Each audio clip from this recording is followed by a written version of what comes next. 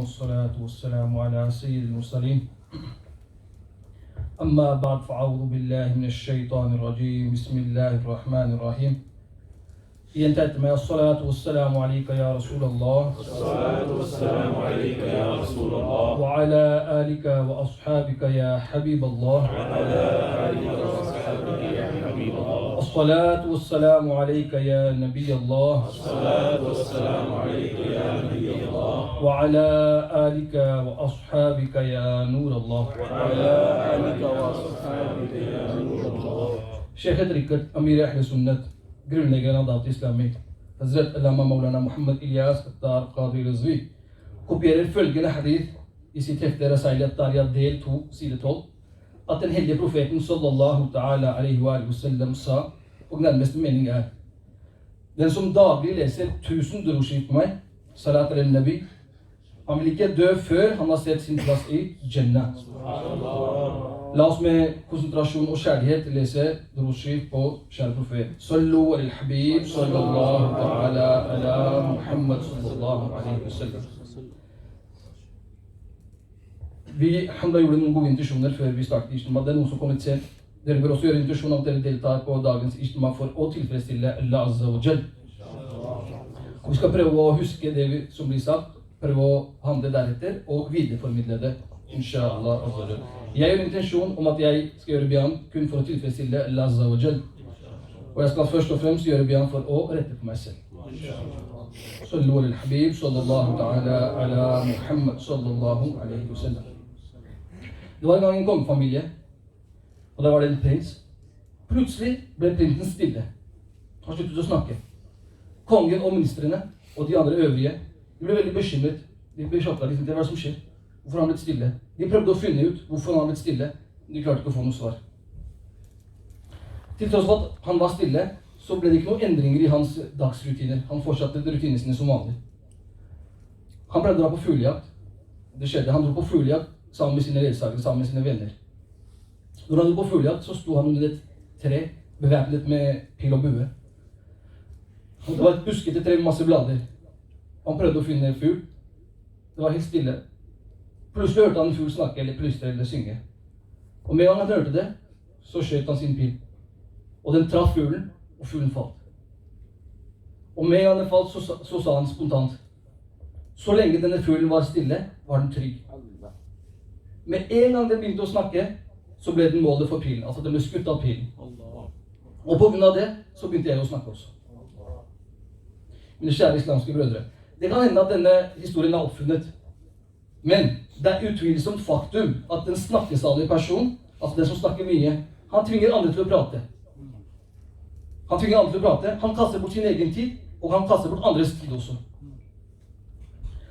Og det som også er for en person som snakker mye, han angrer ofte på det han sier.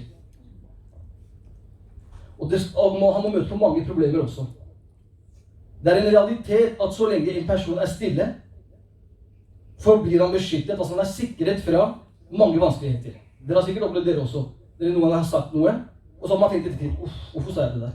Jeg skulle aldri ha sagt det, altså. Jeg tror alle har opplevd det der. Og tenk for en som snakker veldig mye. Hvor ofte er det han kommer i sånn situasjon? La oss høre 4 ahadith angående fortreffelighet av å være stille. Subhanallah. Nummer 1. Man samat an-najah. Altså, den som forble stille, oppnådde suksess. Jo Chopra, usne najat pai. Subhanallah. Nummer 2. As-samtu sayyidul akhlaq. Stillhet er det øverste av all moral. Khamoshi akhlaq ki sardar hai. Nummer 3.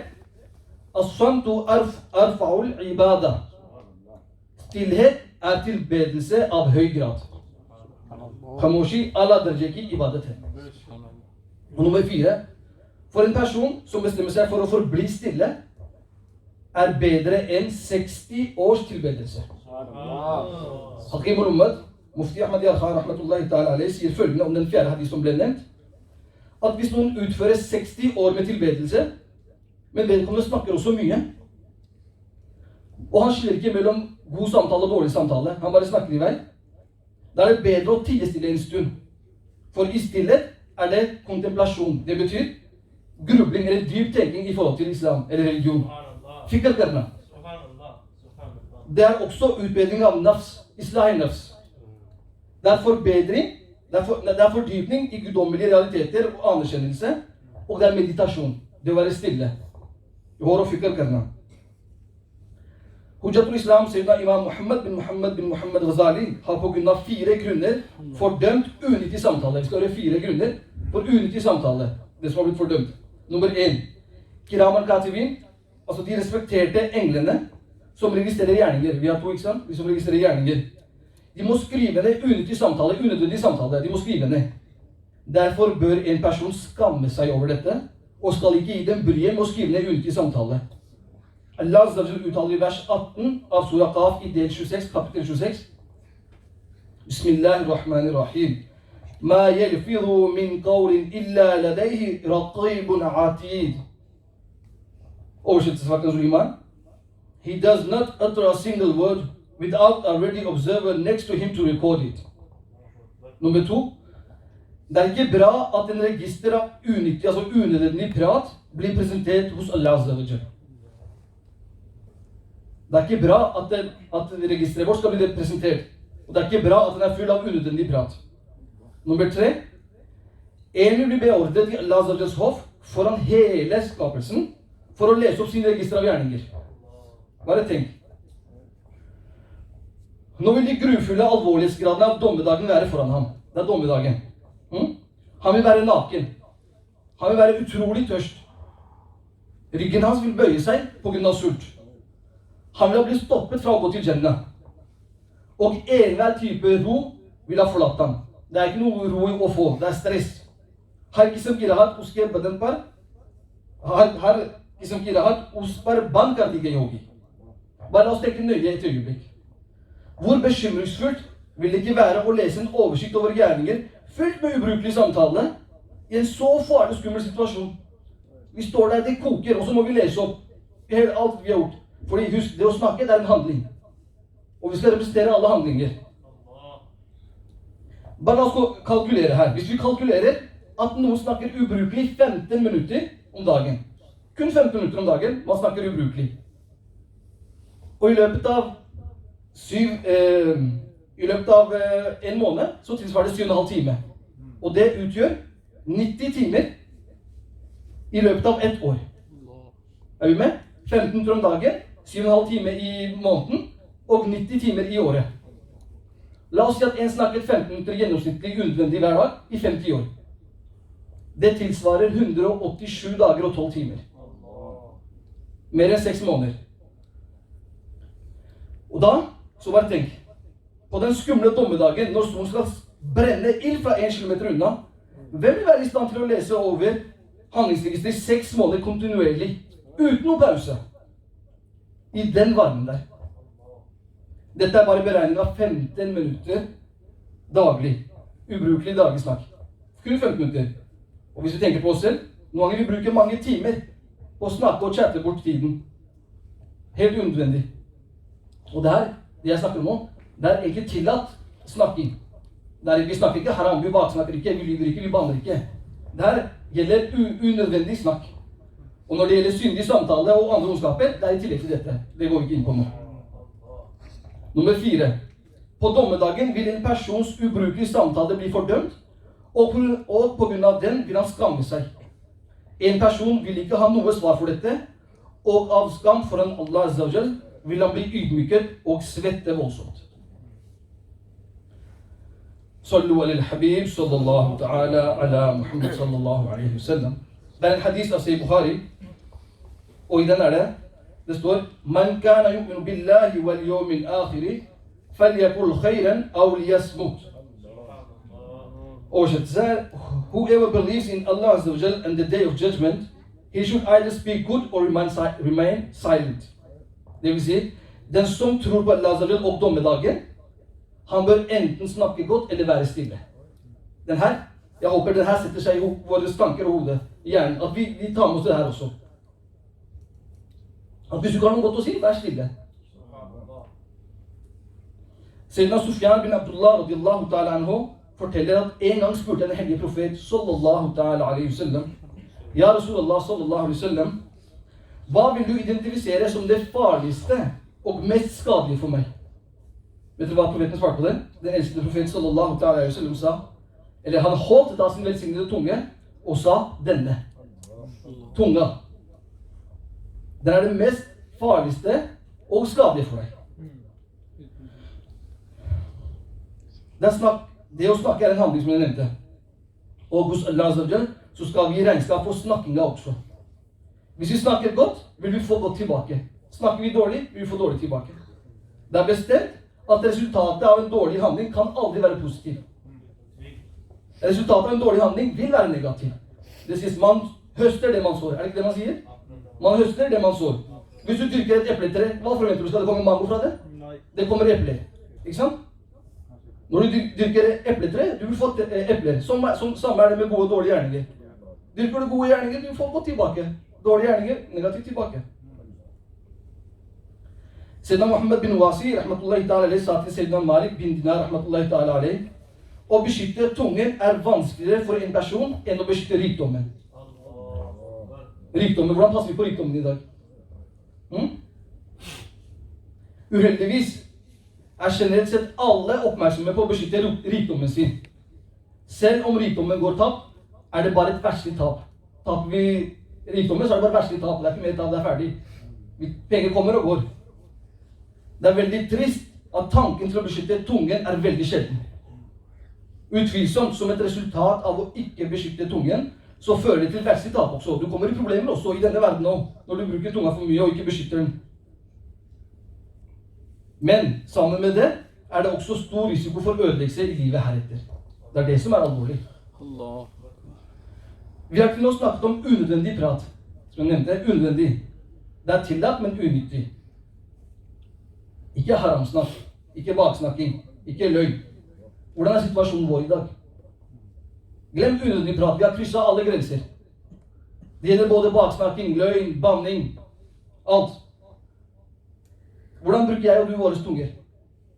Har vi tenkt over det? Når vi snakker til hverandre, hvordan snakker vi? Disse problemene, disse finnes i samfunnet vårt i dag. Vi opplever det. Vi alle opplever det. Vi finner løgn overalt.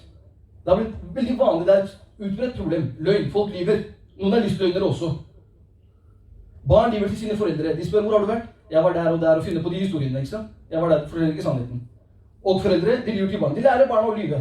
Hvordan? Kanskje ikke direkte, men indirekte. En ringer, ja, hvor er pappa? Pappa sitter ved siden av, han sier, jeg er ikke hjemme. Hva er det du lærer barna dine? Du lærer dem å lyve. Vi lyver til sjefen vår. Finner på en unnskyldning, kommer ikke på jobb i dag, et eller annet. Alt, vi lyver i alle sammenheng.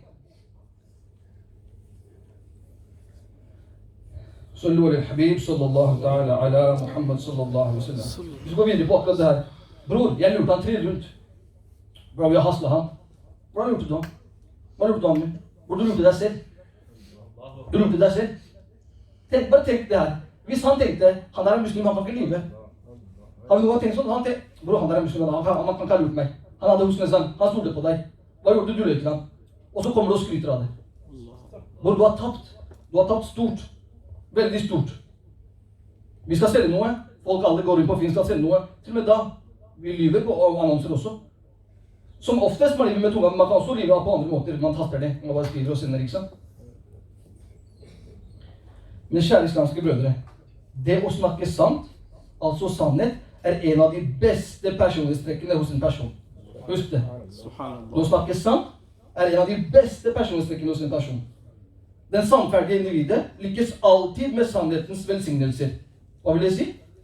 Den som snakker sant, han vil alltid få velsignelser. Hvis du havner i et problem, og du kan komme deg unna med å lyve, men han snakker sant, det ordner seg på en smooth måte. På en fin måte. Alhamdulillah, det pleier å gjøre det. Det er sikkert det også har brødre opplevd. Men hvis man lyver, du kommer i alvorlige problemer. Det er det betyr. En sannferdig person, altså en som snakker sant, han er i tawfiq, altså evnen til å takke Allah Azza wa Jal. Og på andre siden, så sutrer og klager den personen som lyver. Når han ønsker ikke å bli offer, så sutrer han og klager han. Fordi han er en løgner. Sannhet blir et symbol på en manns høye mot, dypt intellekt, ærbødighet, altså en type for respekt, fromhet og tålmodighet. Mens løgn blir en årsak til at en person kommer seg vekk fra Allah. Astaghfirullah.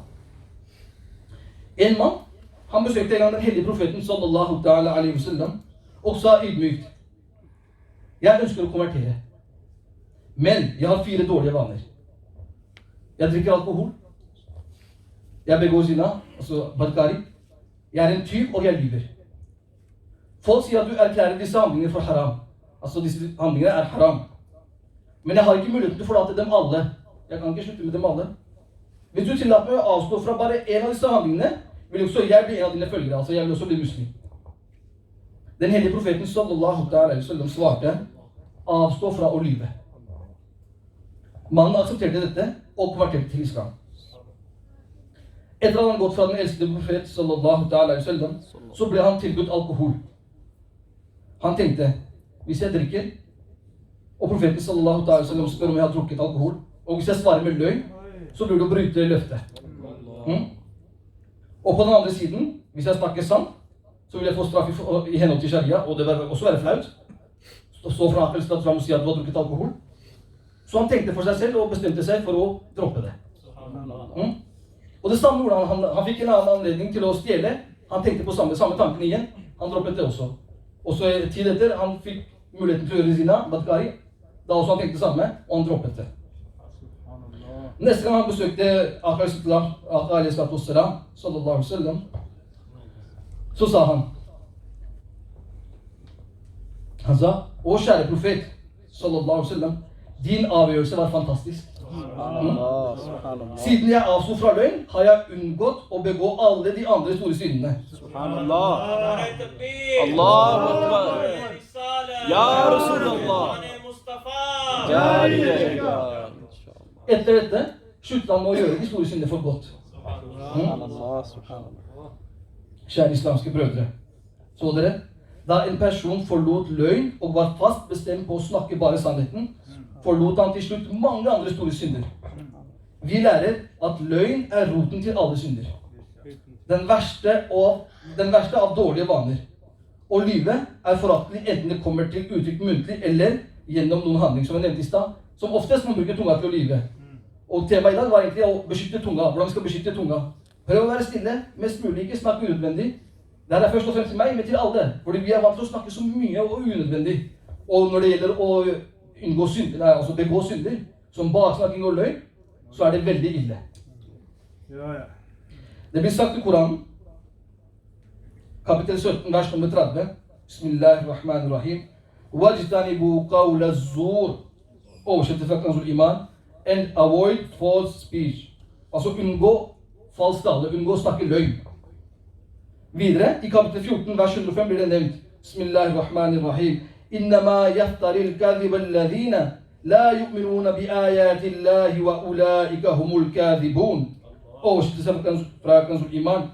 Only those who do not believe in Allah's verses attribute false allegation, and only they are liars. Hvis vi prøver å oversette på norsk, sånn cirka. Bare de som ikke tror på Allahs vers, tilskriver falsk beskyldning, og bare de er løgnere. Det er også en hadith som sier at det å snakke sant er en dyd. Det er en neki å snakke sant. Og dyd, altså neki, det fører en til paradiset. Det leder en til paradiset. Og løgn, det er en synd. Når lyve, det er en synd. Alle vet det. Og synd, det leder til helvete. Ikke sant? Så poenget med dagens bjørn, og det vi skal ta med oss, er at vi skal beskytte vår tunge. Ikke bare fra løgn, fra baksnakking, fra alle de andre store syndene. Måtte Allah gi oss tawfik til å beskytte vår tunge, til å snakke snilt og hyggelig til hverandre. Hvis du ikke har noe godt å si, bli stille. Tenk på de gode tingene man får ved å være stille, og adab man får ved å snakke dumt og unødvendig og synde. Så måtte Allah gi oss tawfik til å bli stille og beskytte vår tunge. Amin. Bijahin Nabi Amin sallallahu ta'ala alaihi wasallam. Det blir adab, og så ber vi asar, og så fortsetter vi etter jamaat, inshallah.